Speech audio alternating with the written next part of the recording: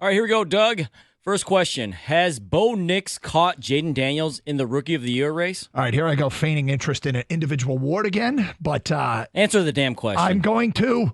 It's too early, of course. I vote for one award, and my ballot rarely resembles the finalists because I really do a deep dive on non-skill position players, and in this particular case, I'd be taking a strong look at Brock Bowers, Jared Verse, and there's so much football to be played. But if I have to vote right now, I'll vote for Jaden Daniels over Bo Nix and the other two.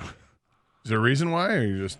I'm more impressed with him so far than I am Bo Nix. Bo Nix is coming on, but I think Jaden Daniels has the chance to be an NFL quarterback cheat code. These are probably my two favorite quarterbacks in the draft. I think I would have taken Caleb Williams ahead of Bo Nix, but I would have taken Jaden Daniels ahead of Caleb Williams. So do I think that Nix has overtaken him? Yes, I do. I think the Commanders have gotten very stale. Daniels hasn't been the same since his injury. He's been playing, but he's just not the same guy. And I just wonder if Cliff Kingsbury, if that effect is done, because that's usually what happens with Cliff. Nix has been fantastic. Over his last 10 games, he's helped the Broncos to a 7-3 record in that time. He's thrown 16 touchdown passes and only 2 interceptions during that time. Now, on the season, Daniels has rushed for more yards, but Nix has accounted for more touchdowns. And don't sleep on Bo Nix as a runner either. He's got 300 yards rushing and 4 touchdowns. I think Bo Nix has done a better job overall with the full body of work. And it's tough to ignore that hot start that Jaden Daniels got off to. But both teams are 7-5, and the Broncos are trending up. I think Bo Nix has caught Jaden Daniels, and it's actually kind of incredible if you really paid attention to how Bo Nix started this year. He was terrible. Like, he didn't throw a touchdown. I think his first professional touchdown throw was not till like week 4 or 5. But he's kind of caught fire the last, 7 weeks here or so. Did he catch a touchdown before he threw one? He might have. I mean, it was that bad in the beginning. But as bad as he was then, he's really, really good now. And I think he has caught Daniels. Daniels was really hot to start the year, of course, in talks for that, early if you had to vote for the MVP type stuff, then it was all over the talk shows and everything. But really has kind of cooled down tremendously since then. Nix, maybe it's the Sean Payton thing. And also, I think the Broncos have a worse team than Commanders, I think, player for player. So I'm more impressed with what Nix is doing. All right, Derrick Henry, Saquon Barkley, they're both having phenomenal years. And we already know about Gibbs and Monty. Is the running back position officially back in the NFL? Yes, it's back. But there aren't enough great backs for every NFL team. I also think it's a product of having better offensive lines that are being put together in the league. And because the league's become more pass-heavy, the run has been a really nice change-up. But like all things, I also think it's cyclical. Right now, we're starting to see a resurgence in the running back, but at some point it's going to revert back. But good news for running backs, they can get paid now in the offseason. Without question, it's back. Last year, one team averaged more than 142 yards a game on the ground, and it was Baltimore, and that was mostly because of their quarterback as much as anything. This year, there are 5 teams doing it. Last year, there were 4 running backs averaging over 5 yards a carry. This year, there are 7. There's more talk about Saquon Barkley winning NFL MVP. Only one running back has won that award since 2006. And you know what the best part about all of this? Tell me. Our GM was ahead of the curve, went against conventional wisdom, and drafted a running back in the first round with a bunch of people screaming that you can't do that. I kind of do question if it's back. Because I'll say this. It can't just be 1 or 2 years. For something to be back, man, give me 3, 4, 5 years. And Saquon and Derrick Henry are having a phenomenal years, like I stated. But I think to find out if a position's really back, they need to start getting paid, Gator. And I know you've been a big proponent of getting running backs paid. So we'll see if this starts the ball rolling for running backs to really get paid, because that's when I know that position is back. Otherwise, if they don't pay them, then what? Then is it really back? They just go back and try to find a cheaper option to do the similar type production. What I think is back, though, and should always be back and should always be around is the offensive line, because that's what makes these running backs and these offenses go so well. All right, last week I asked, what team has been most disappointing so far? This week I want to ask you guys, what player has been most disappointing? It's got to be Aaron Rodgers.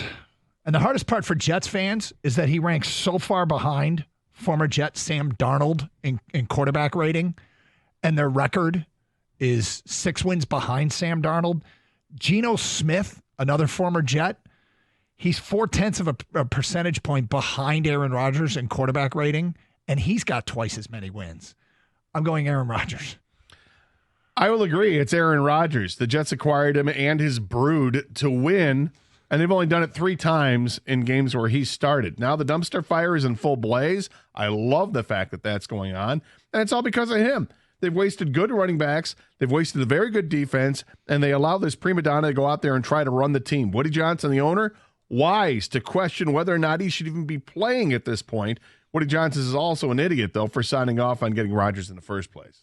All right, I'm going to go with C.J. Stroud. I expected a lot more out of him this year. He has 9 interceptions already. He only had 5 all of last year. Yeah, they're in first place, but they're 7-5, and that division's weak.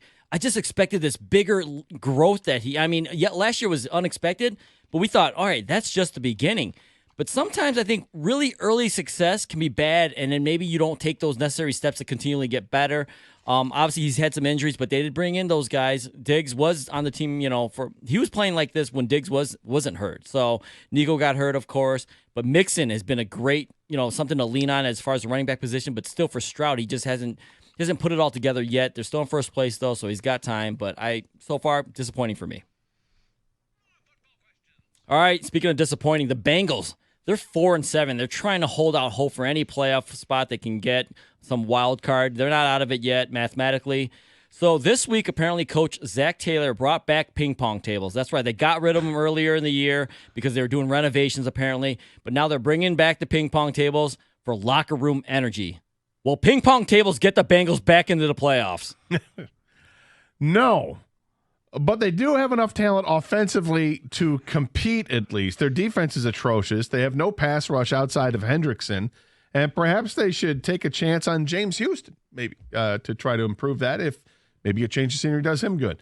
Ultimately, I think it's just too much to overcome despite having one of the best quarterback-wide receiver combos in the game.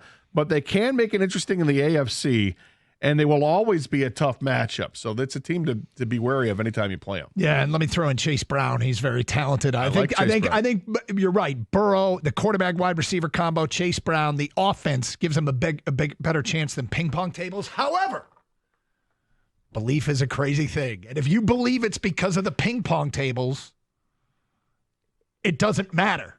Run with it. Roll with it. We got the ping pong tables back.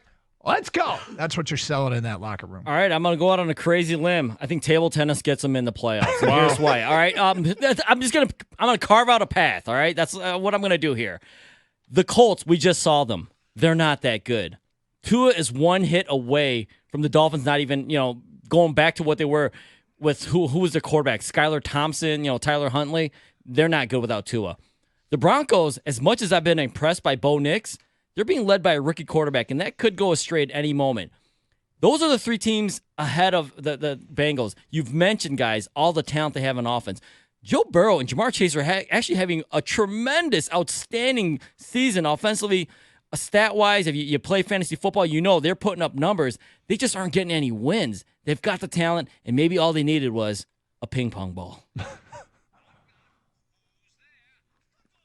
All right, Jerry Jones said this week that it's not a crazy idea to extend coach Mike McCarthy. I mean, seriously, guys, what are the chances McCarthy is the Cowboys coach next year? So you look at the individual that's making the decision, and you go, okay, how crazy is this person? And I got Jerry at close to 90% crazy. So I think there's a 90% chance that McCarthy's back and gets an extension. My 51 says that he won't be back next year. But for once, I think Jerry has said the right thing publicly, and there's going to be some great options in the head coaching market, including Ben Johnson and Aaron Glenn. But don't sleep on Mike Vrabel. I think Mike Vrabel is going to be a very popular candidate in the offseason. Wow, you got it kind of close, like a coin flip almost, Gator, like McCarthy's back. I'm with you, Doug.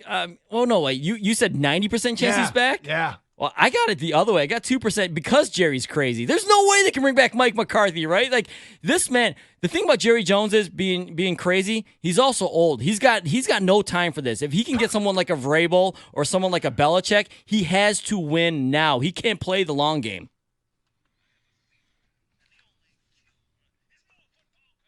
All right, last one, guys. It's the second ever Black Friday game this year between the Chiefs and Raiders. What's more likely, the NFL adds a second Black Friday game, or they add a game on Wednesday, the biggest bar night of the year, or just leave it as it is? I mean, I suppose you could say leave it as it is, but no, I think the likely thing is you add another Black Friday game. I don't think they want to shorten the week any more than they already have for teams. So having them go on such short notice, like having a Wednesday game, I don't think that makes sense. Unless they add a Saturday game the week before Thanksgiving, but I don't think that they want to intrude on college football that much. They're already doing enough. I think they're going to leave that one alone, so I think the adding another Friday game seems likely. The NFL is like a Bond villain, and they're all about world domination. So they don't care about college football. They absolutely will add a Saturday game so they can add a Wednesday game so they can work out the scheduling algorithm or linear equation to try and play a game on 8 nights a week, because that's what the NFL wants when this is all said and done. They're going to add a Wednesday game. You know this, guys. I've been on record saying it's only a matter of time when the NFL has a game every day of the week. And they're going to add a Wednesday game. They're going to market the biggest bar night of the year as the biggest football night of the year. It's easy. It's a layup. It's sitting there right for them. They probably will add a second Friday night game too while they're at it, Gator. They've been this whole time they said they won't do a Friday night game because of high school football. They don't care. All they care about is money. Wednesday game is coming soon, guys. Book it. And there it is. That concludes the Wide Night Omaha 4 Down Around the League Blitz thingy.